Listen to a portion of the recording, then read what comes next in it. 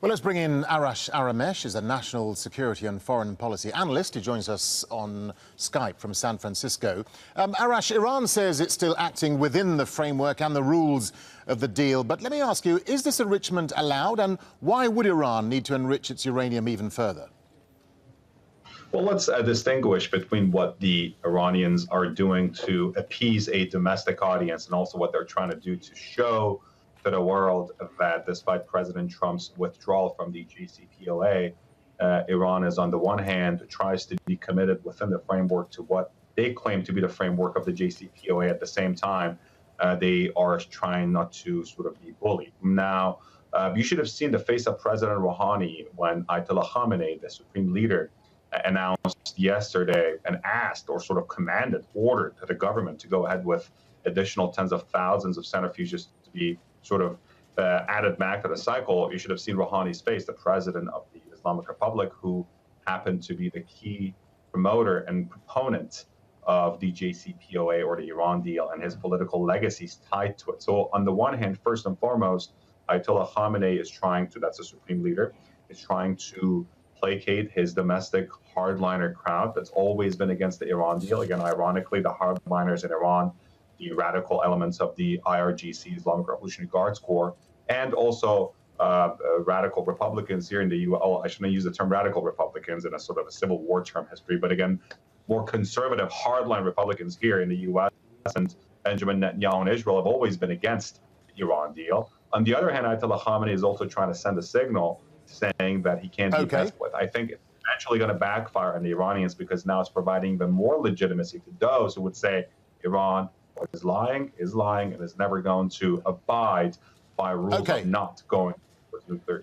You mentioned Israel's Prime Minister Benjamin Netanyahu there. He seems to be keeping up the pressure on Iran, but he's at odds with European powers, isn't he, like France and Germany, who are struggling to keep the deal alive? You know, we're going to see how well that's going to work out. Yes, on the one hand, Netanyahu is trying really hard to derail this entire deal. But again, he's right. You know, he's right in the sense that the deal itself may fall apart if the Europeans can't get sanctions waivers from the U.S. The deal, you know, is going to fall apart. One of the most important things the Iranians wanted, and we're seeking after this deal, was sanctions relief and investment. We heard today that PSI, the Peugeot Citroën company, major French auto producer that had a 400 million euro deal with the Iranians, is now going to stop its deal in Iran and wait for the U.S. Treasury to give it that waiver, which will never happen. Other Europeans, including, for instance, the oil giant Total, is withdrawing from the Iranian theater and market. So if Iran is not able to keep its investments and investors and is going to face sanctions again, from the Iranian perspective, what good is this for? So it's going to fall apart. That's what the Europeans have to deal with, which is, again, trying to convince the Americans for some sanctions relief. Arash, just a final brief point from you. President Trump pulled out of the deal because he says it doesn't go far enough in curbing Iran's nuclear ambitions. So how is Washington likely to react to Iran's latest announcement?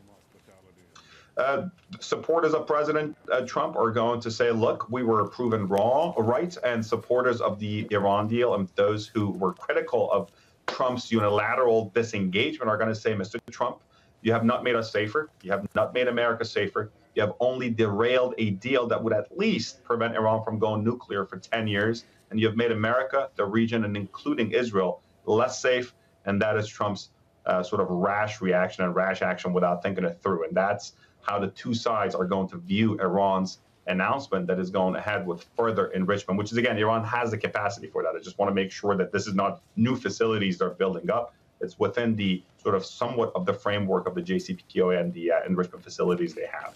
Arash Ari Aramesh, thank you for talking to Al Jazeera.